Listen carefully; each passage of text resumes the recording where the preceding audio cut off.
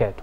أهلا ومرحبا بكم في حلقة جديدة من برنامجكم المميز عيادة رمضان، على الهواء مباشرة على شاشة الصحة والجمال.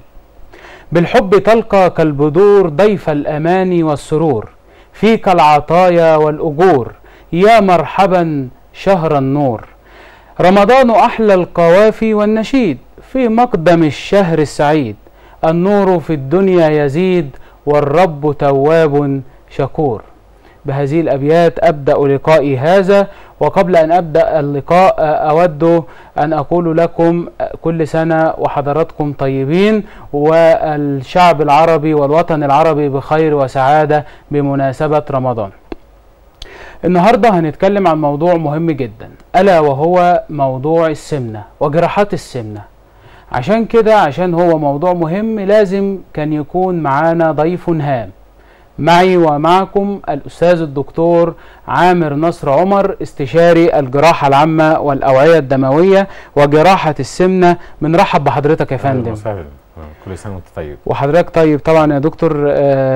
زي ما حضرتك عارف ان السمنة من أهم أسباب الوفاة حول العالم، ودلوقتي تحولت من عرض إلى مرض، وأصبحت السمنة أكبر تخصص يحاط بالأساطير والأوهام. يعني دلوقتي بقى مريض السمنة بيقع فريسة في ايدين تجار الطب او الصيادين المهرة عشان يقدر ان هو يخلص الوزن ده. العطارين والعلاج الطبيعي وهكذا وهكذا. نعم. طبعا بداية انا بقول لاعزائي المشاهدين كل سنة وهم طيبين، ويعني على الله يكون رمضان معاكم كويس وتكونوا مبسوطين منه، وتبقوا عارفين ان الرسول صلى الله عليه وسلم قال صوموا تصحوا، صوموا تصحوا. لكن بصراحه يعني اللي انا شايفه في الاربع ايام اللي فاتوا دول، الناس مش صايمه. امال بيعملوا ايه يا دكتور؟ الناس مش صايمه. نعم. مجرد المغرب يقول الله اكبر بتلاقي طواحين شغاله. انا ما اعرفش كميه الاكل اللي الناس بتاكلها دي شكلها يا دكتور. ده بيقعدوا ياكلوا من بعد المغرب لحد السحور زي ما يكون يعني خلاص اخر مره هياكلوا فيها. او يعني مش عارف بصراحه. فاحنا عايزين يعني نعمل بالحديث بتاع الرسول عليه الصلاه والسلام اللي بيقول 3 تلات، تلت للنفس وتلت للمعده وتلت للشراب. لكن اللي انا شايفه ان 3/4 الناس بتفضل تديها وبتروح مديها نوم لحد الساعة 10 لحد الساعة 11 12، بيبتدي تقوم فاق شوية، يبتدي ياكل تاني ويقوم طبعا قاعد، طبعا هو ملزوق في كرسي الانتريه او على السرير، ماسك الريموت بقى، ماسك والمسلسلات بقى يعني وده يقلب ده وده يقلب ده، عايز يخلص ال10 مسلسلات في نفس اليوم. في نفس اليوم. ما هو ده سباق مع الزمن. فعشان كده احنا النهارده عايزين نحط النقط على الحروف في حاجات كتير جدا قوي قوي قوي. اسئله كتير جدا احنا بنتسالها، وكان النهارده كان في مؤتمر مصغر كده لجمعيه عربيه للسمنه، واتكلمنا برضو في اسئله كتير جدا احنا اتسالناها وهنشوفها. فطبعا هنشوف بس جعبة الدكتور مروان فيها ايه. طيب دكتور عامر، يعني عايزين نسأل طبعا حضرتك، لازم استغل ان حضرتك بقى موجود وخد بقى مني السيل العارم من الاسئلة ده. ماشي. يعني عايزين نعرف انواع السمنة ايه، وازاي نفرق ما بين واحد وزن اللي هو تقيل شوية وسمنة مفرطة. يعني وزن مجرد ان هو تقيل شوية، وازاي نفرق ما بينه وما بين السمنة المفرطة. انا باختصار شديد جدا اسباب السمنه في عجاله كده.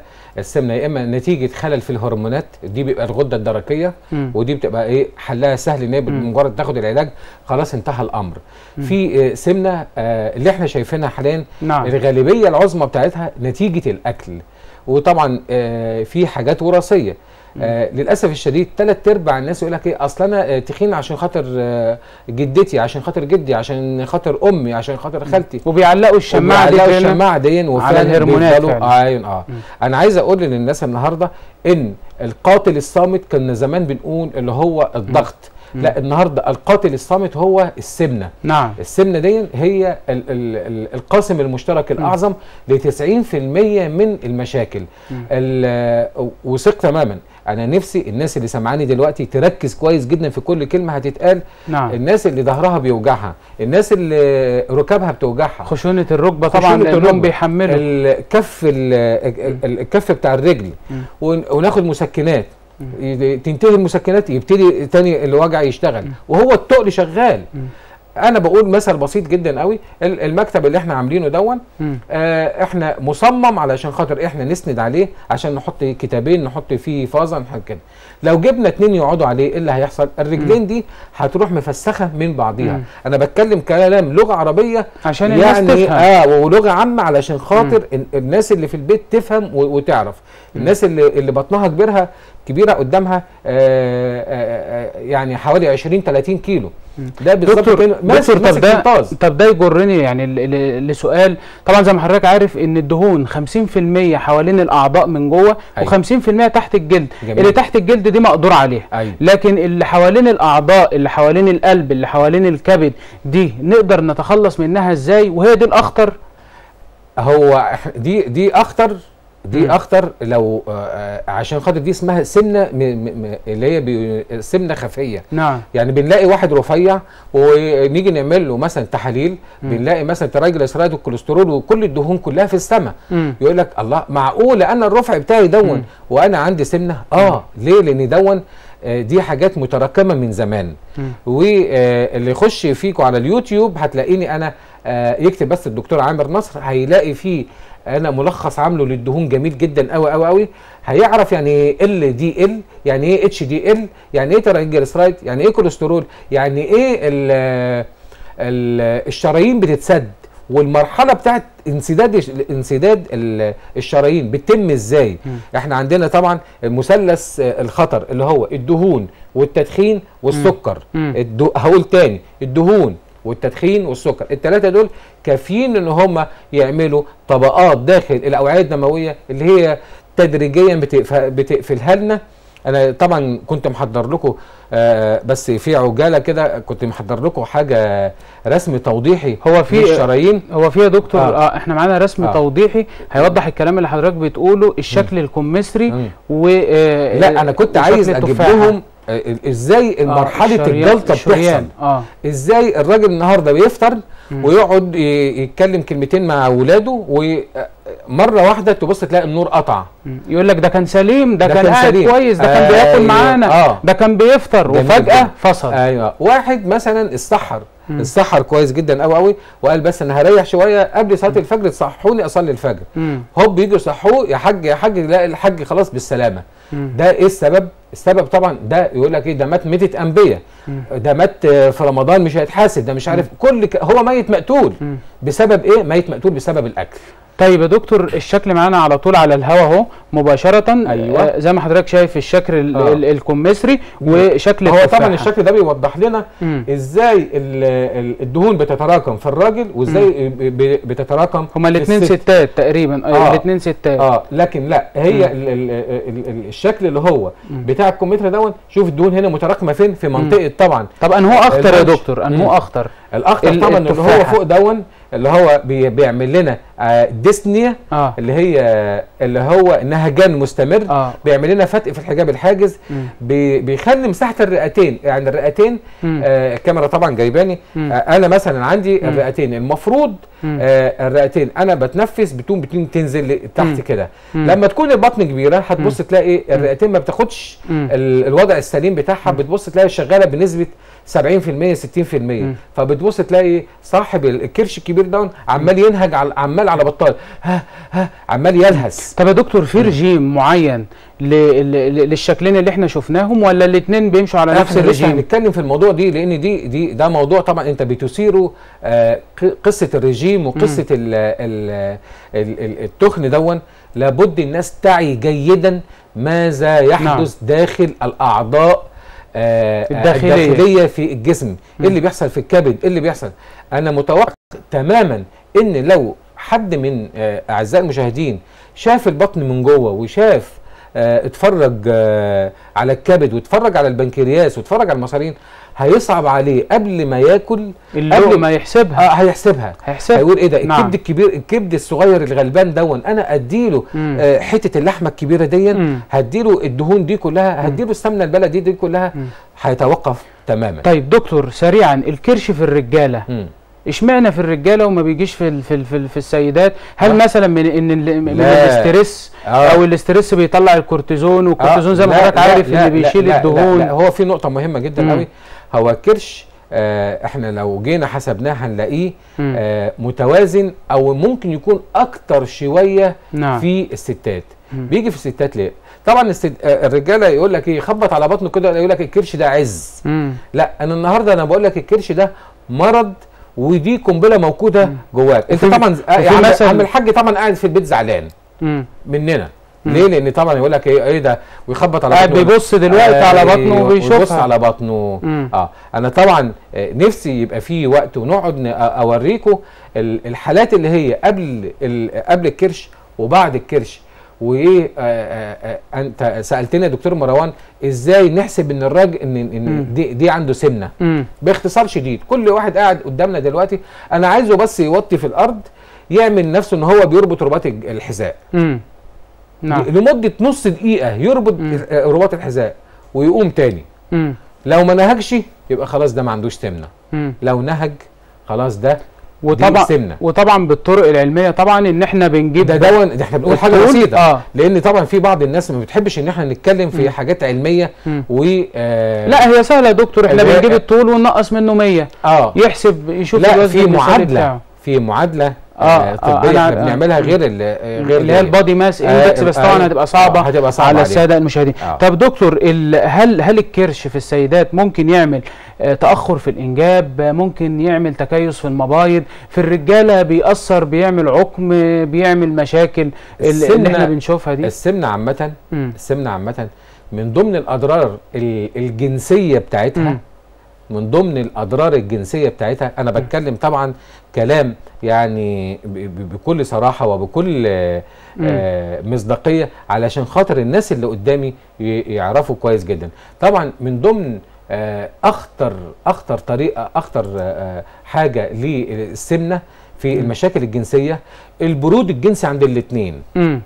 راجل قد كده ماشي وست قد كده، ازاي احسب لي كده ازاي الاثنين دول هيمارسوا الجنس؟ لا هو طبعا هتبقى العمليه صعبه طبعا. دي نمره واحد. ده احنا لو قلنا بس مجرد ممارسه خارجيه، دي نمره واحد. طيب نمره اتنين، النهارده المبايض الصغيره دي، المبيض الصغير دون والانابيب الصغيره دي بتاعت الرحم ماشي، ازاي باي وجه حق هتشتغل في وسط كميه الدهون الرهيبه دي. يعني واحده كانت عندي من الرياض، سمينه جدا قوي وعايزه تحمل ازاي باي وجه حق. برضو كان في عندي واحد من الكويت برضو تخين جدا وعايز هيخلف ازاي باي وجه حق؟ ابسط شيء ربنا سبحانه وتعالى عامل الخصيتين دول عند الرجاله مدلدلين بره الجسم. ليه؟ علشان خاطر هم بيشتغلوا في درجه حراره 37. هو ربنا سبحانه وتعالى عامل لهم تكييف مركزي، تكييف مركزي اوتوماتيك. اول ما يلاقي الدنيا حر يروحوا نازلين. ولذلك انت بتلاقيهم في الشتاء بتلاقيهم ايه؟ بتلاقي الكيس بتاع الخصيتين ده مجلد وتلاقيه طالع لفوق كده، واخد بالك؟ ووضعه ليه؟ عشان خاطر يبقى ياخد تهويه. كل الحاجات دي عشان تشتغل عايزه كفاءه ولياقه بدنيه جيده علشان خاطر نشتغل.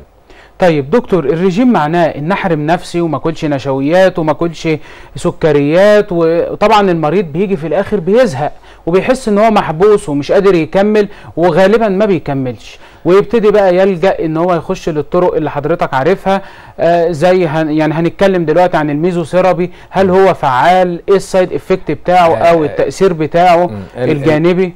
جميل. هو قصة الرجيم يعني الرجيم ينفع لمين؟ دي نمره واحد. هل كل حالات السمنه ينفع لها رجيم؟ دي السؤال طبعا دون بيجرجرنا لازاي. طيب دكتور انا اسف، احنا معانا اتصال. استاذه هناء معانا على التليفون. الو. ايوه السلام عليكم. السلام ورحمه الله وبركاته. ازي حضرتك يا استاذه هناء؟ تمام الدكتور. اتفضلي يا فندم، الدكتور معاكي. طيب لو سمحت يا دكتور، والله انا بعمل رجيم، والرجيم بيخسس وشي جامد والاكتاف من فوق. ايوه.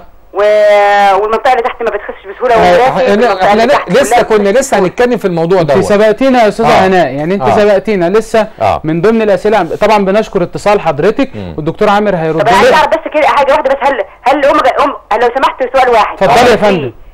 اوميجا 3 بتخسس ولا بتخسس الدهون في الجسم ولا كمكمل غذائي؟ هقول لحضرتك حالا. سن حضرتك قد ايه؟ 48 سنه. خلفت كام مره؟ 3. طيب ماشي، انا هكلم حضرتك حالا هو دلوقتي. وفي الدوره مش مظبوطه يعني. ايوه تعالي بقى كده. ايوه صح كده. طيب الدوره مش مظبوطه وبتقطع كل شهرين مره، كل شهر مره، كل وزن حضرتك قد ايه؟ 95 او 100. 100 ايوه. في بطن كبيره؟ لا بطن دلوقتي بالرجيم خست، بس وشي اللي جامد، عايزه حاجه بس وشي لان وشي نازل جامد. ماشي. طيب بنشكر اتصال حضرتك يا استاذه هناء، والدكتور عامر هيقوم بالرد على الاسئله. هي بتسال الاوميجا 3 بتخسس؟ الاوميجا 3 مش بتخسس. لا، هي بتقلل الدهون اللي في الكبد وبتقلل الدهون اللي في الشرايين. لكن بتخسس ما بتخسسش طبعا. لابد ان احنا نبقى عارفين الحاجه اللي احنا بناخدها دي هتعمل لنا ايه. طيب دكتور، السؤال الثاني، هي قالت لما بتيجي تخس فعلا الوش بينزل مره واحده. أيوة. والشعر بيبتدي يتساقط. انا هكمل لك بقى يا استاذه هناء بقيه السؤال. والشعر بيبتدي ان هو يتساقط، والكتاف فعلا بتنزل. وبيبقى منظر الانسان اكنه يعني خارج من الكهف كده. خارج من المرض. هو مش للاسف الشديد مش الوش بس اللي بيخس، ومش الكتاف بس اللي بتخس. لا، احنا عندنا مشكله تانية. 90% من الناس اللي بتعمل رجيم قاسي، عشان تخس، بتخس، لكن المناطق اللي متكون فيها الدهون ما بتخسش. من ضمن المشاكل اللي احنا بنلاقيها غالبيه الناس اللي بتعمل الرجيم القاسي دون بيحصل فيه عندهم اضطراب في الدوره الكبديه المراريه. بتبص تلاقي معظم الناس جالهم حصوات في المراره والتهابات في المراره. ليه؟ لان هو اعتمد في الرجيم بتاعه على تعطيش الانسجه. فبيحصل فيه جفاف جوه الاعضاء وجوه الانسجه. مره على مره بتبص تلاقي المراره، معدل اللزوجه بتاع العصاره المراريه فيها عمال يتركز، ومره واحده تقوم تعمل لنا حصوات. يبقى دي احد المشاكل بتاعه الرجيم اللي هو بدون وعي. يعني يا دكتور، اول نقطه يعني في دلوقتي نقطتين.